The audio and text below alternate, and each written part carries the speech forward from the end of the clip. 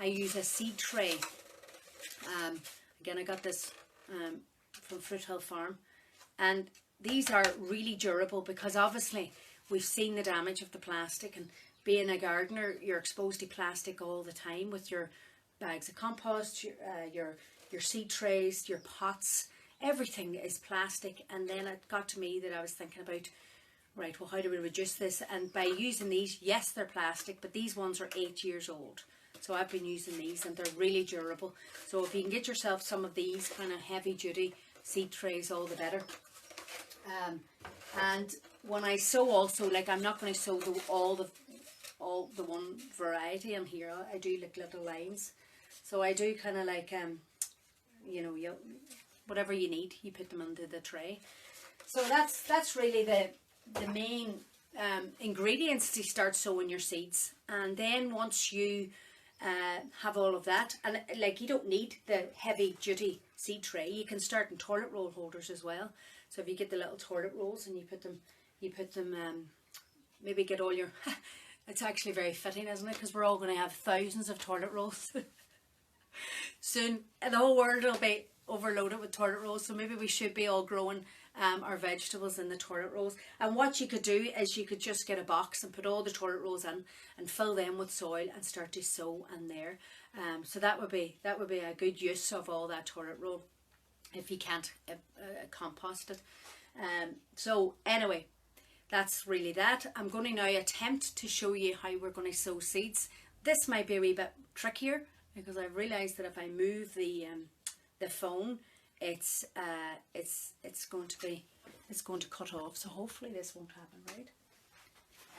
Okay, right, now we'll try this again.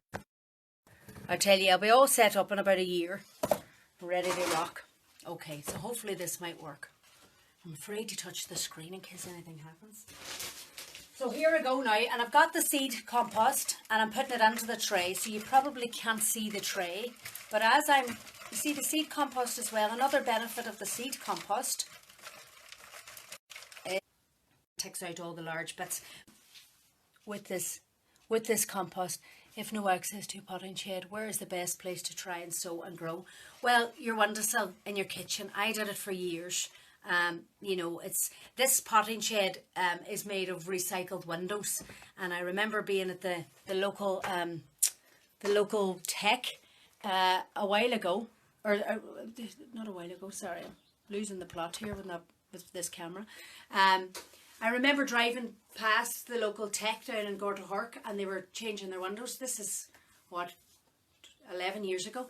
And I stopped and I says, where are you putting these windows? And they says, oh, well, do you want them? And I, yep, definitely. So off I went and got the windows, and we put up this potting shed. So you don't need anything as fancy as that. But yeah, I have one in my windowsill and no idea what to do next. Elisa. So if you've got it growing in your kitchen, all the better. You just need sunlight. Once you've got the soil, once you've got your seeds in the tray, which I'll show you now a wee bit better. Once you get that, you just have to wait. Patience is a virtue with a gardener, and when you start to see life, though, like as I say, we start to see life here, it's the best feeling ever, and any gardeners will agree, because it's the start. What I love about gardening, what I love about vegetable gardening, it's the start of a new year every year. You get to wipe the slate clean. You get to value your rewards. You get to mark up what you've done right. You get to mark up what you've done wrong, but you get to start again. I think that's a good concept for life. You know, every year you wipe the slate clean and have another go at it. And I think that's what I love in anything. So sorry, I'm drifting today. So anyway, right, we've got our seeds into the tray. And I'll try and come up with a way to show you that I can do it in my hands nearly, because if I do move, did we lose internet? Anybody that's watching this, did it knock out when I moved it? Because it came up on my screen that you've lost connection, so I'm not sure whether I'm losing news, and I don't want to lose you because this is fantastic today. So do they need to be covered on our windowsill? Right. I don't. Do they need to be? So Elisa's asking, do they need to be covered on our windowsill? My little container has a plastic lid and is filled with moisture. Maybe I should take it out. So the lid, I think, I only use the lids. And I know what you're talking. Yeah, we lost you. Okay. Right. The lids. Most of the seeds I sow, I don't use a lid. No, I don't use a lid. There's some seeds that I sow that need a certain temperature. Tomatoes, chilies, those kind of ones. I have them then in a propagator. So that's like here, that plastic thing that we've kind of made over the tray. And what I'll do is, maybe I'll do this again another day, and I'll make sure I have better internet for all moving all around the room. Will this be a weekly broadcast, Paul? Yeah, maybe I could do it. At this rate, I could do it every day because I'm not bored really. So I could be chatting these every day if you wanted. You might get sick of me then. This is what you're talking about, Elisa, is it? So this is like a propagator. I would use that only if I was taking cuttings. I don't really necessarily need it to grow seeds. Most of the seeds that I grow just need the sunlight and a warmish kind of room out of the way. But I would only use that for propagating. If I was taking cuttings of anything, they need to be in that container. So maybe take that off and let your seeds crack on. What you can do is, if you've got a gardening book or you've got some reference, find out your germination date. Like, does it germinate 4 or 5 days, or is it a week, or is it, because sometimes I would be out here watching away, and like, as you can see, they all just come up nearly at the same rate. Yes, that's what I have with tomato and peppers on it. Okay, right. So you've got tomatoes and peppers. Yeah. Well, if they're in your kitchen, like tomatoes and peppers need around 16, 17 degrees to germinate. But once they germinate, you're all right. So it depends what temperature your kitchen is. So I would say your kitchen is going to be up there around 20 degrees. So it should be all right to germinate like that. I only have these covered and here because I know that nighttime temperatures can drop quite a bit. And I'm trying to keep the heat in. So I'm trying to mimic my kitchen. So if you've got them growing in your kitchen, they should be fine. Like these are tomatoes that I've just brought in, that I have sown in my kitchen windowsill with no cover, and they're growing great, as you can see.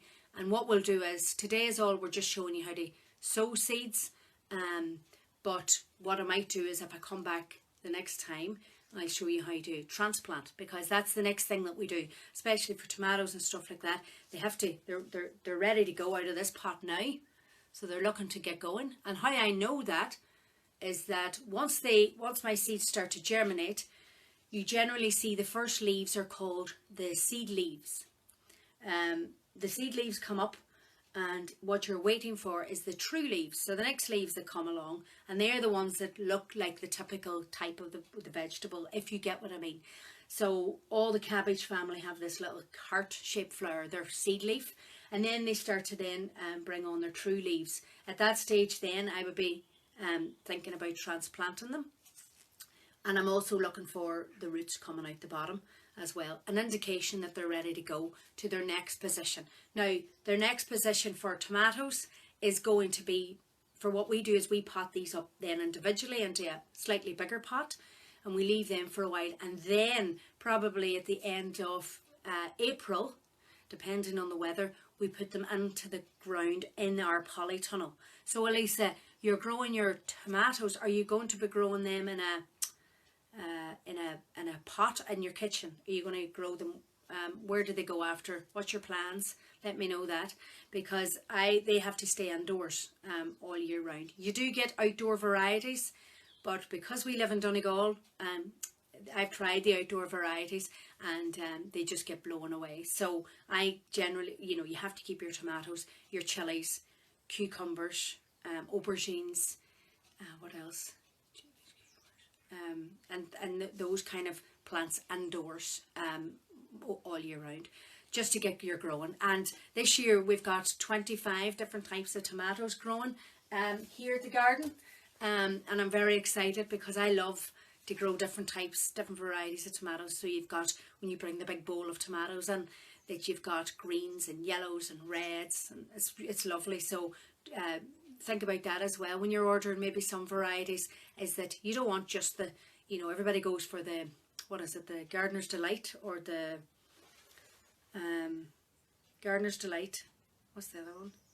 Moneymaker. Moneymaker is the one that everybody would have grown, but we have got all the different types of tomatoes growing here. So, but going back a wee bit there, so when we've sown our seeds, actually, I don't think I even sowed the seeds with you.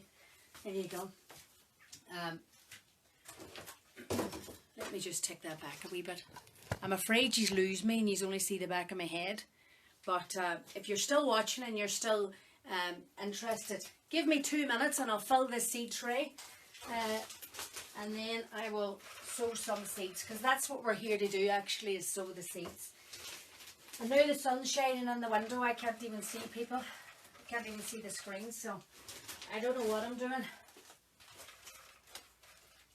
Yeah. As long as we've got signal, we're alright.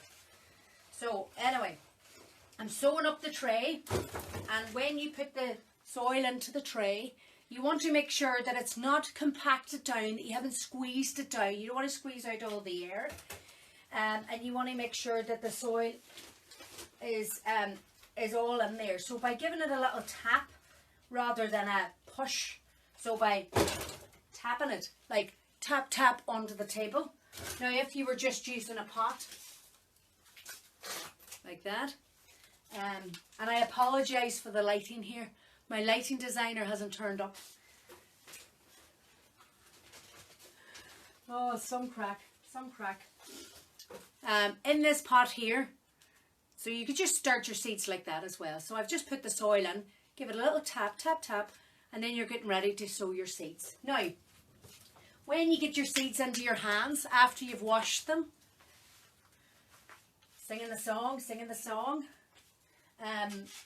Let's start with the Gortahort cabbage. Okay, so I'm going to do this. Going well, thank you, Sheila. Only down the road, my wee neighbours. We were supposed to be starting a community garden class today, and I was so looking forward to it. And there was people coming from, someone had booked to come, and they were only going to be in Donegal for the week or something. I think they were doing the Wild Atlantic Way. And they saw the garden class, and they were like, oh, we're so excited, we're going to come along. So, you know, it's such a shame really, but we'll get through it. We'll come out the other end stronger than ever. And maybe I won't have to leave the house anymore. I'll just do this, because there's more people in this room than we could fit. So we've got our seeds. So they come generally in another little packet inside. So when you open out, be very careful at that stage. So if you have any soil in your hands, you kind of don't want to be, you know, you want to give them a clean, get your hands washed, but you don't want to have too much soil in your hand, because they'll get all mixed up. And then you've got your seeds. Now, seeds are tiny. See if I can show you. The seeds are really tiny. And the size of the seed depends on how deep you sow them. So if they're a tiny seed, you don't want to be going in there and sowing too deep.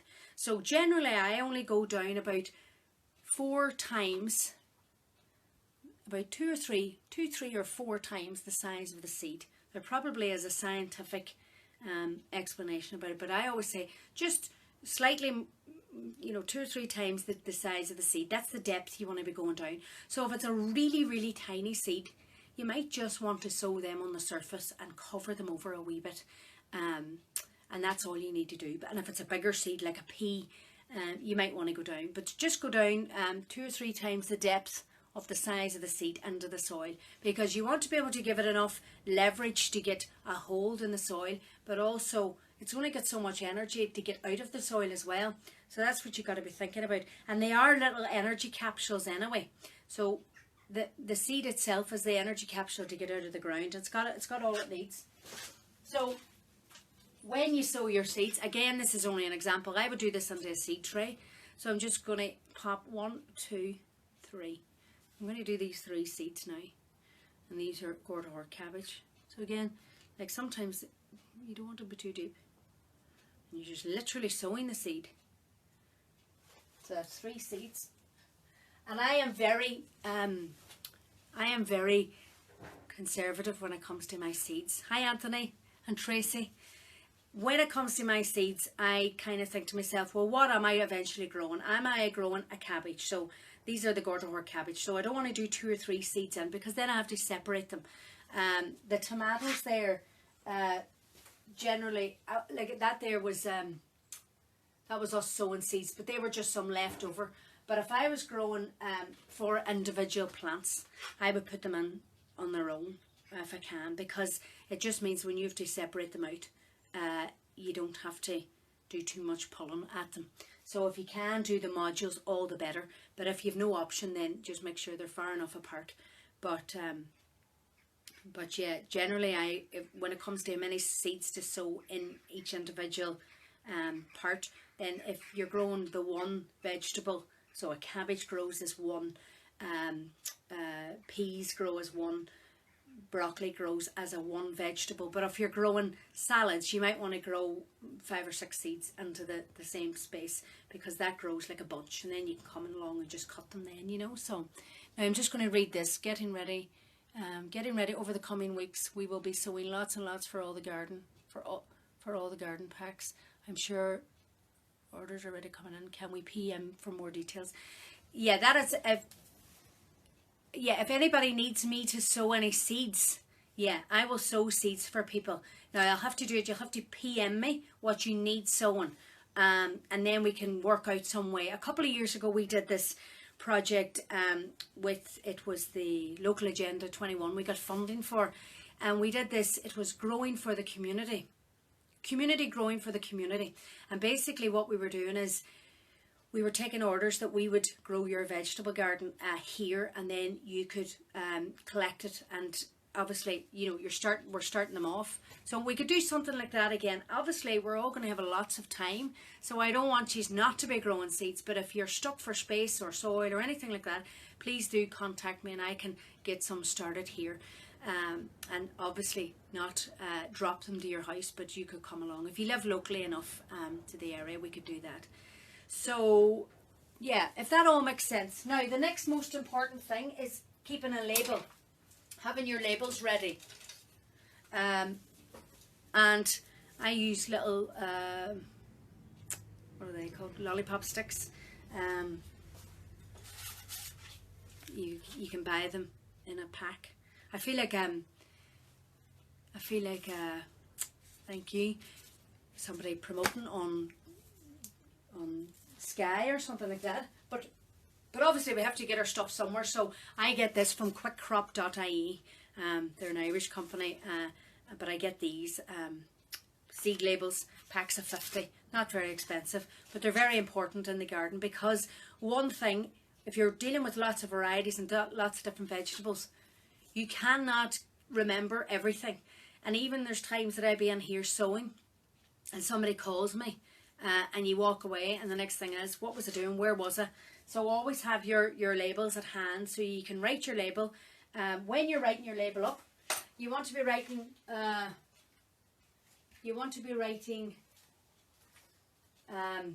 the name. I can't find a pencil. I thought I had everything ready. Yeah, I have one.